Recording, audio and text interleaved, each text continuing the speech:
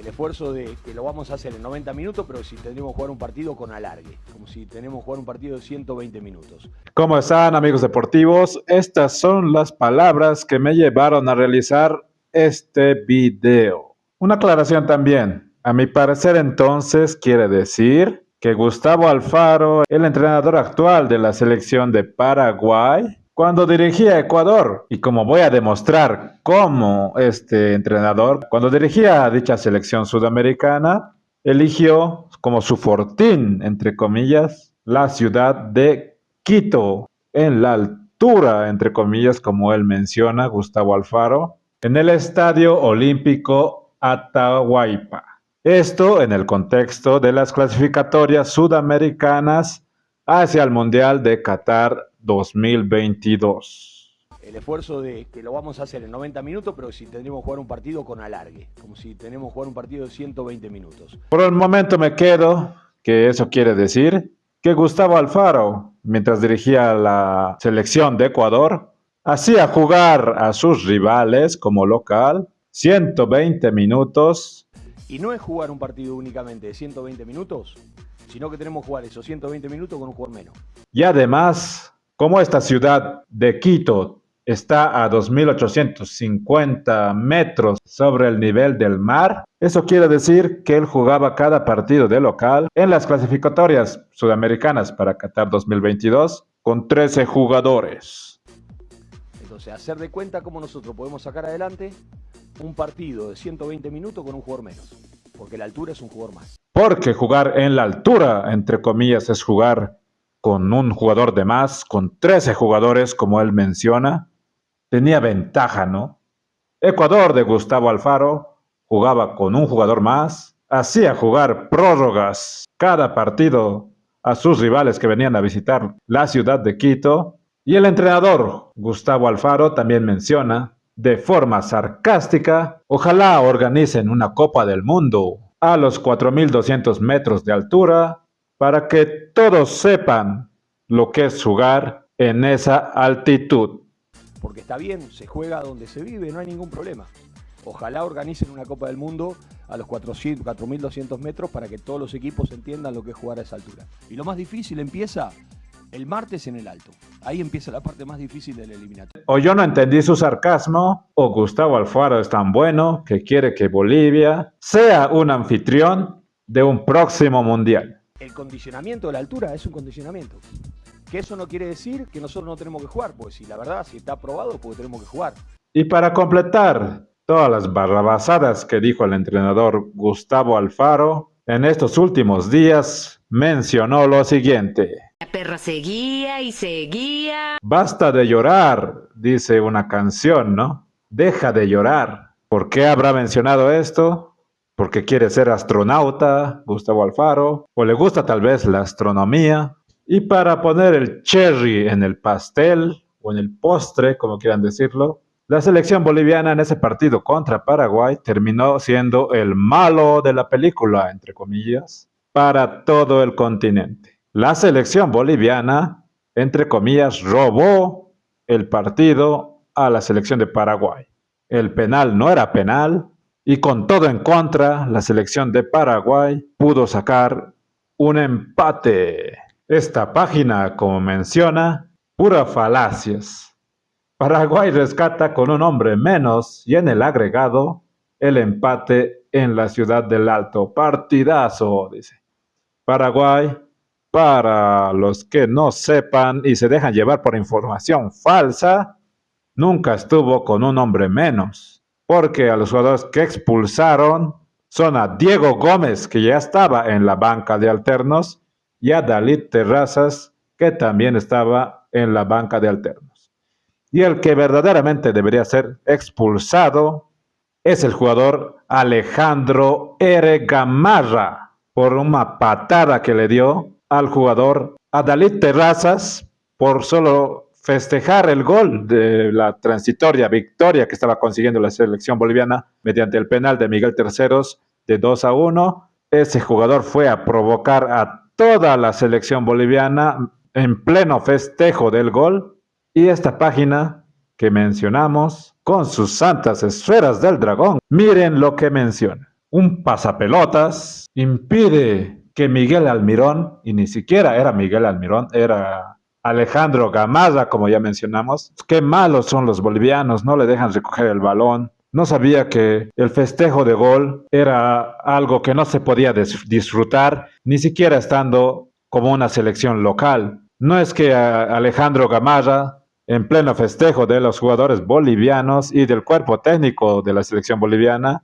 se meta a provocar a los jugadores en pleno festejo para recoger el balón. Y todavía tienen las santas esferas del dragón de decirle a Dalit Terrazas que es un pasapelotas. Así es, dijeron en esta página, en su mayoría en el continente sudamericano, incluso en Latinoamérica, gracias a estos videos con información falsa, que a Dalit Terrazas, jugador del USM Alger de Argelia y de la selección boliviana, es un pasapelotas. ¿Saben por qué ocurrió esa trifulca? Porque a Dalit Terrazas solo fue a buscar el balón para festejar con sus demás compañeros, pero Alejandro Gamarra, en el video Miguel Almirón, entre comillas, fue a provocar y le dio una patada a Dalit Terrazas solo porque no le dio el balón.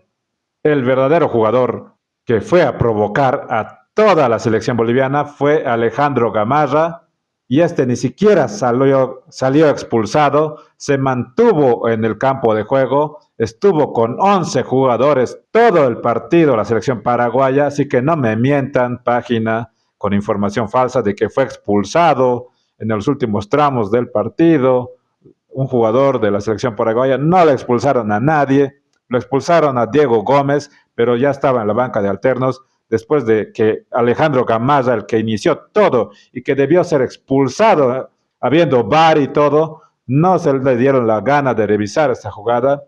En vez de culpar a la selección boliviana de un penal mal cobrado, entre comillas, que no era mal cobrado, eso era penal, aquí ya en la China, como dicen en las frases, el VAR debió haber revisado toda esta situación y expulsar al provocador, al jugador provocador, que fue Alejandro Gamarra, y desde ese minuto, del minuto 80 del segundo tiempo, la selección paraguaya debió estar con 10 hombres. Eso es la objetividad, esos son los hechos, no inventarse cosas a tu conveniencia para crear historias macabras, entre comillas, sobre la altura, entre comillas, que afecta a todo el mundo. Hechos, no opiniones. Gustavo Alfaro, que actualmente es el entrenador de la selección de Paraguay, mencionó esto tras el partido con la selección boliviana que terminó 2-2. Quiero felicitar a Bolivia, un muy buen equipo, en tanto tengan la capacidad, porque es un equipo más allá de la altura. La altura es una dificultad. No voy a negar que 4.150 metros, ya no es 4.200, no es una dificultad para jugar. Bolivia tiene un gran equipo. No debe escudarse en la altura. Gustavo Alfaro le está diciendo qué debe hacer al entrenador Oscar Villegas y cómo la selección boliviana debe elegir dónde jugar. Gracias, entrenador Gustavo Alfaro, por decirnos qué debemos hacer en nuestro propio país. Y hablando de escudarse en la altura, veamos qué hizo Gustavo Alfaro mientras era entrenador de la selección de Ecuador. En sus partidos como local, la selección ecuatoriana eligió como sede, como ya mencionamos, a la ciudad de Quito, a 2.850 metros sobre el nivel del mar. En esa ciudad, en el estadio Atahualpa de Quito, empató 1-1 con Brasil. Hizo venir a la selección brasileña, Gustavo Alfaro, a la altura, entre comillas, de Quito, 1-1. Hizo lo propio con Chile, terminó 0-0.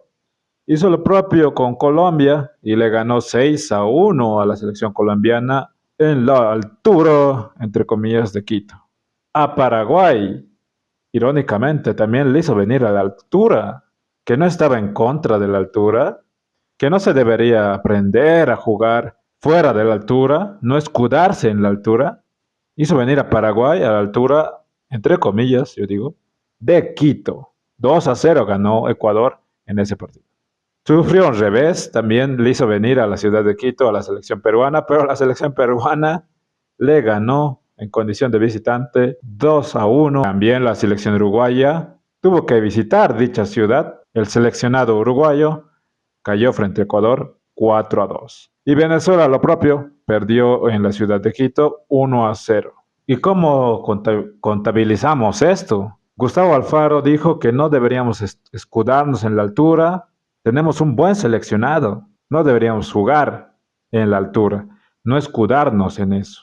Pero Ecuador, ¿acaso no tiene buen plantel? Clasificó, finalizando, ¿no? Finalizando cuarto en la posición 4 de los 10 países.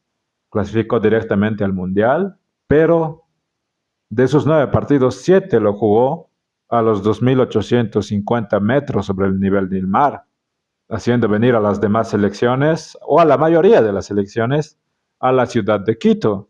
¿Por qué? ¿Por qué se escudó en la ciudad de Quito el entrenador Gustavo Alfaro mientras dirigía a la selección de Ecuador? Necesito una explicación sobre eso.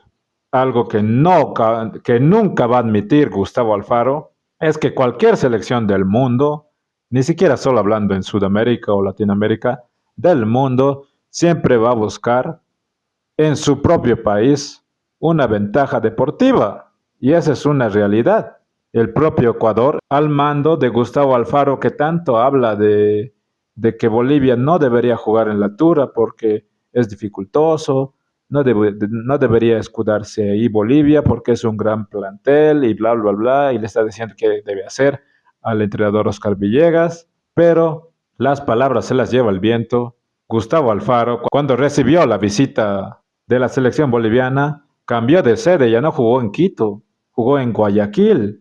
¿Y por qué en Guayaquil? Porque en esa ciudad mínimo la temperatura del calor son 30 grados centígrados y una humedad común en este tipo de climas es de 75% de humedad. Nunca son una combinación muy buena en el rendimiento deportivo.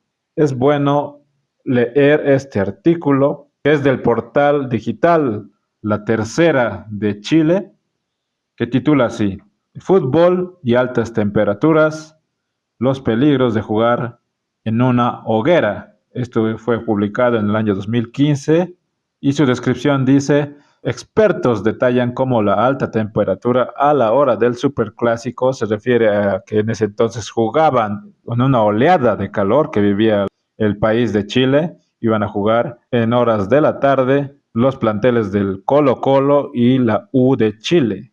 Aquí menciona, a juicio de Carlos Enríquez, fisiólogo del ejercicio de Clínica Metz, jugar a altas temperaturas tiene varios riesgos. Menciona, aumenta la aparición de fatiga muscular y reduce el rendimiento de los jugadores. Desde el punto de vista médico, puede producir deshidratación severa y el peligro de un shock por calor. Este último mencionado se caracteriza por la aparición de calambres, dolores de cabeza, náuseas e incluso pérdida de la conciencia.